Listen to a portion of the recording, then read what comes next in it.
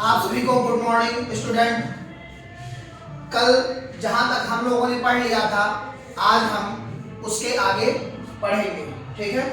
जैसे कि कल हम लोगों ने यानी अगर कहें तो साइटोप्लाज्म के बारे में हम लोगों ने पढ़ लिया था और वैक्यूल्स। इनके बाद अब हम जो है प्रोटोप्लाज्म के बारे में पढ़ेंगे।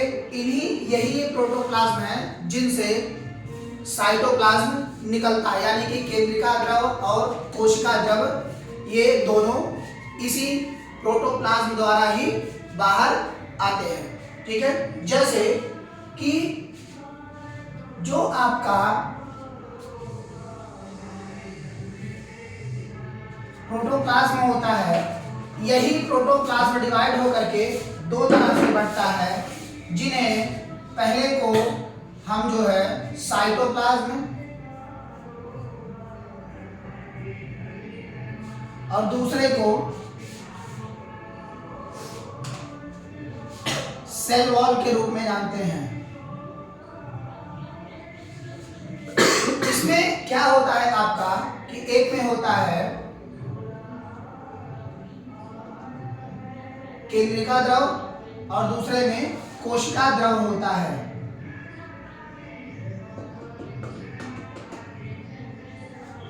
कोशिका द्रव होता है, ठीक है। यहां तक आपके समझ में आ गया होगा। तो यही प्रोटोप्लाज्म जो है किसी भी प्रकार के यानी कि कोशिका में जितने भी पाए जाते हैं, nucleus, mitochondria, Golgi body, lysosome, ribosome, इन सबको आपस में लड़ने से इसको बचाने का कार्य पूरी तरह से यह करता है, ठीक है। यानी के बीच में इसके द्रव के रूप में पूरी तरह से पाया जाता है, ठीक है। तो हम लोगों ने कल जो है साइटोप्लाज्म यानी कि केंद्रिका द्रव के रूप में बात किया था, केंद्रिका द्रव के रूप में बात किया था, ठीक है। तो प्रोटोप्लाज्म में क्या होता है कि 80% इसमें जल पाए जाते हैं। इसकी खोज पुरकिंजे नामक वैज्ञानिक ने किया था। पुरकिंजे नामक वैज्ञानिक ने इसकी खोज किया था और इसके बारे में बताया कि यह सेल में पाई जाने वाली एक ऐसी गाढ़ा द्रव है जो कोशिका के किसी भी अंग को आपस में टकराने से बचाता है और नुकसान किसी भी प्रकार का नहीं होने पाता। उसके बाद आपका है सिलिया तथा फैलेजरा। उसके बारे में जानते हैं। यहाँ तक आप सभी को कोई परेशानी नहीं हुई होगी। अब इसके आगे हम लोग देखते हैं, ठीक है।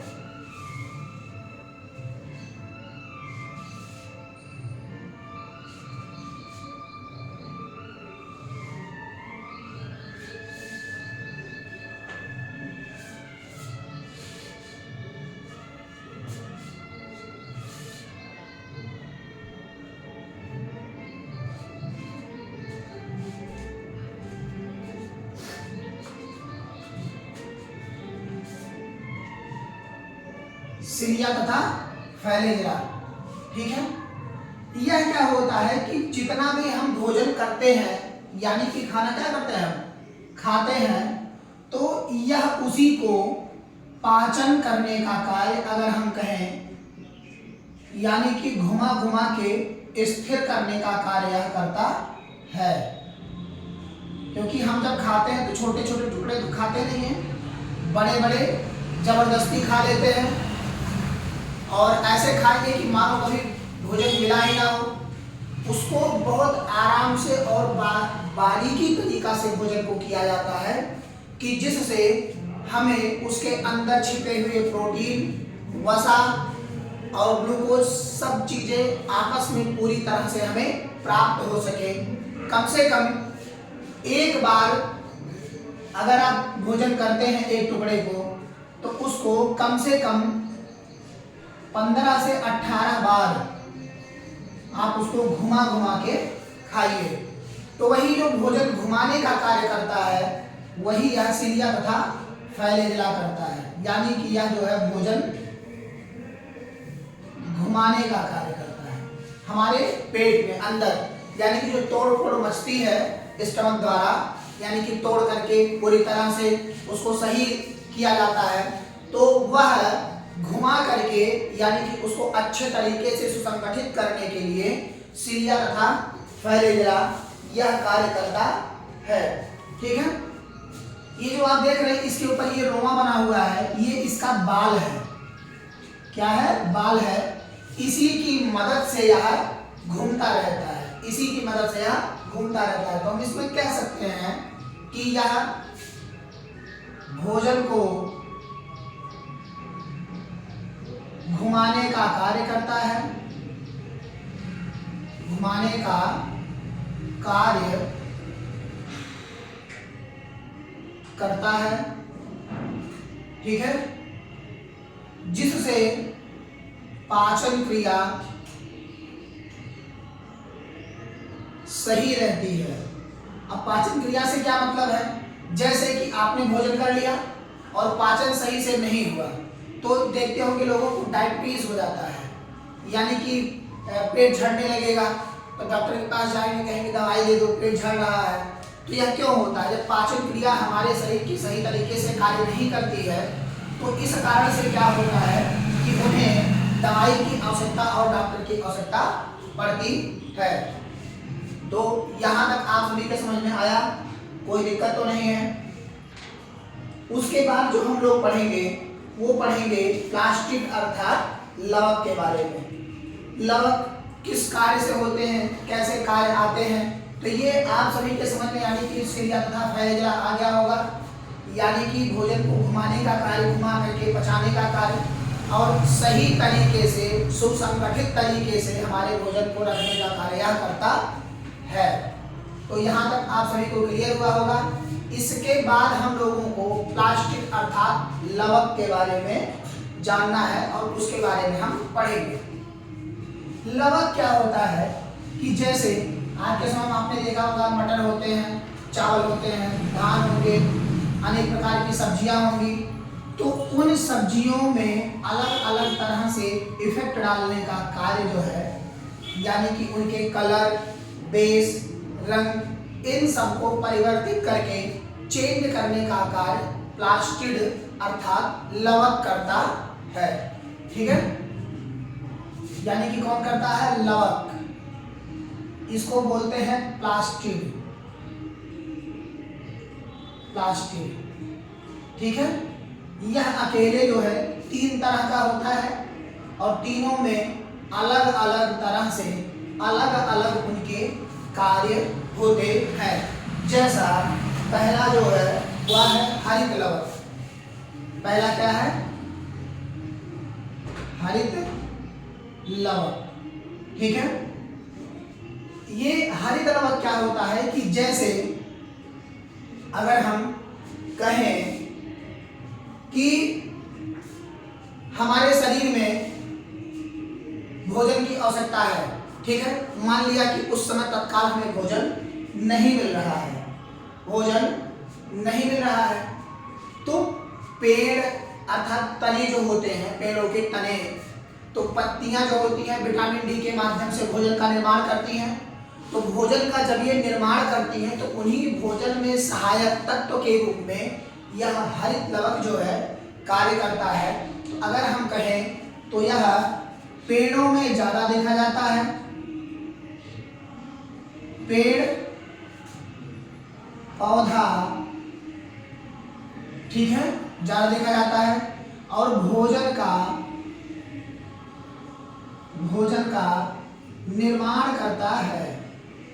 भोजन का क्या करता है? निर्माण करता है, यानी कि भोजन बनाने का कार्य कौन करता है? हरित लवक करता है। ठीक है, दूसरा जो आपका है वह है आवर्णित लवक। आवर्णित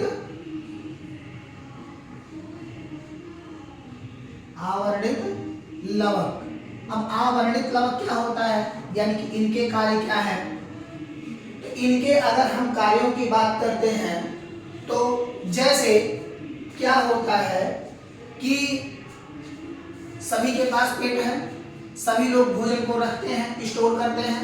यानी कि अगर हम कहें कि जैसे ऊँट, लोग कहते हैं ऊँट अगर एक बार पानी पी ले तो उसके बाद वह जो है एक आध हफ्ते एक आध महीने तक रह सकता है, कि उसके अंदर कोई थैली ऐसी होती है जिनमें पानी का स्टोर कर लेता है।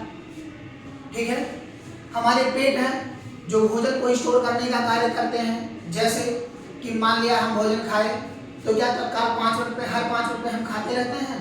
नहीं। क्यों? क्योंकि भोजन जब एक बार हमारे पेट में चला जाता है तो कुछ घंटे तक असर करता है, धीरे धीरे धीरे धीरे क्या होगा, पचेगा, धीरे धीरे अपना असर करेगा, धीरे धीरे हमें ऊर्जा प्रदान करने का कार्य करेगा और उसी ऊर्जा से हम अपने कार्य को करते हैं। यानी कि अगर हम कहें तो यह जो है एक तरीके से कि भोजन को रखने की फैक्ट्री के रूप में यह कार्य करता है। ठीक है, तो यह भी आपके पेड़ पौधों में ज्यादा पाया जाता है। ठीक है, हम कहें अगर जो तो फल तथा पत्ते, फल तथा पत्ते, ठीक है, इनको हम कह सकते हैं पेड़ तथा पौधों में, पेड़ तथा पौधों में यह पाया जाता है। ठीक है, तीसरा जो आपका है इसमें अगर हम बात करें तो वर्णित लवक। तीसरा क्या है?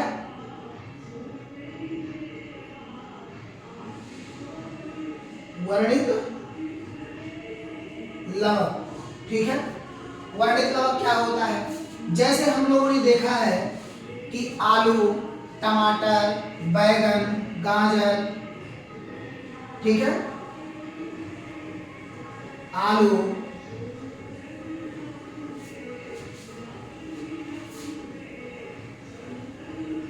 टमाटर, बैगन,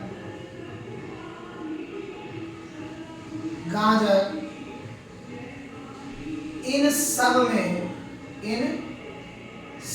में कलर, ठीक है, यानी कि रंग परिवर्तन का कार्य अगर हम कहें कि कौन करता है तो वो करता है वर्णित लवक।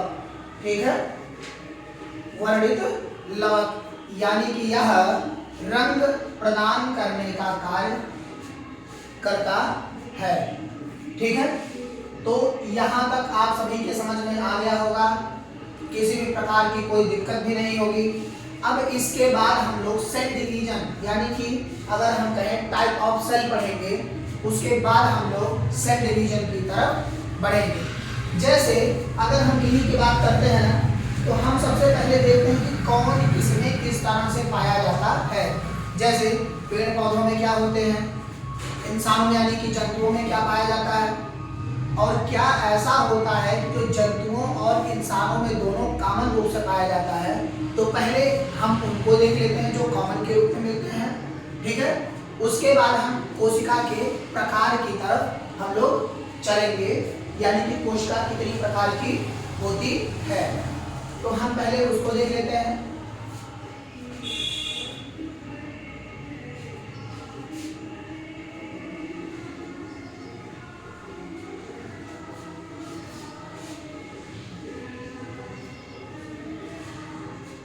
जैसे कि हम पहले ये बना लेते हैं पेड़ की कोशिका, और ये बना लेते हैं हम मानव कोशिका।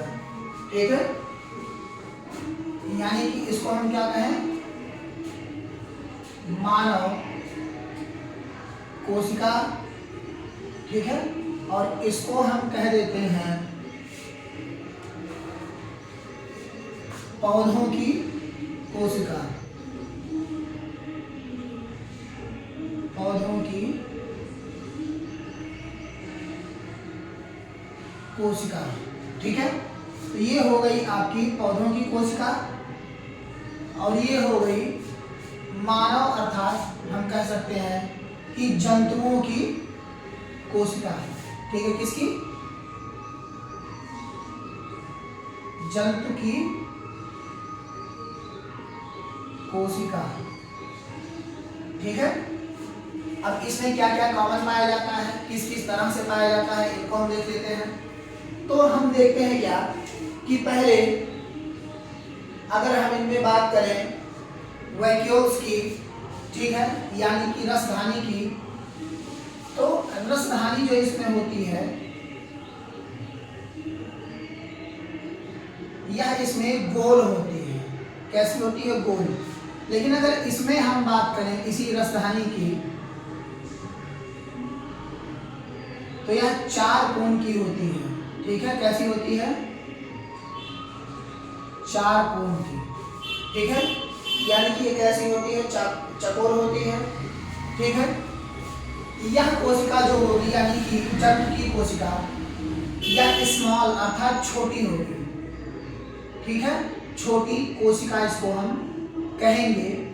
लेकिन ये जो होती है ये हमेशा क्या? लार्ज अर्थात बड़ी कोशिका होती है। ठीक है, कैसी होती है? पूरी तरह से बड़ी कोशिका होती है। उसके बाद जो इसमें होता है वो सीलिया तथा फ्लैगेला और लाइसोसोम। ठीक है, सीलिया तथा फ्लैगेला, सीलिया तथा फ्लैगेला तथा लाइसोसोम, लाइसोसोम। ठीक है, लेकिन अगर यही चीज हम एनिमल में बात करते हैं तो क्लोरोप्लास्ट, ठीक है, और सेल वॉल, क्लोरोप्लास्ट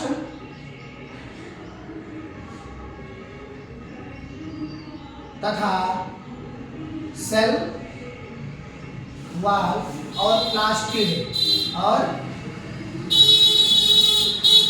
प्लास्टिड यानी कि हरित लवक, तो ये इनमें पाया जाता है। अब कॉमन दोनों में क्या क्या पाया जाता है? जैसे mitochondria, Golgi body, endoplasmic reticulum. Mitochondria, Golgi body, endoplasmic reticulum, ये तीनों, और राइबोसोम न्यूक्लियस, राइबोसोम और न्यूक्लियस, ये इतने इसमें ऐसे होते हैं जो दोनों कोशिकाओं में कॉमन के रूप में पाए जाते हैं। तो यहाँ तक आप सभी के समझ में आ गया होगा। जैसे कि कोशिकाएं अब इसके बाद 2 प्रकार की हो जाएंगी, प्रोकैरियोटिक और यूकैरियोटिक। ठीक है, एक प्राणियों में होंगी, बहु प्राणियों में होंगी। ठीक है, यानी कि एक कोशिका और बहु कोशिका में डिवाइड होकर के आगे की तरफ और जाएंगी। तो इसको हम आगे की तरफ कल पढ़ेंगे। ठीक है, तब तक के लिए जय हिंद, और हमारे चैनल से जरूर जुड़ें, सब्सक्राइब करें और बेल आइकन दबाना ना भूलें, जिससे वीडियो आप सभी को जरूर प्राप्त हो। Thank you and best of luck.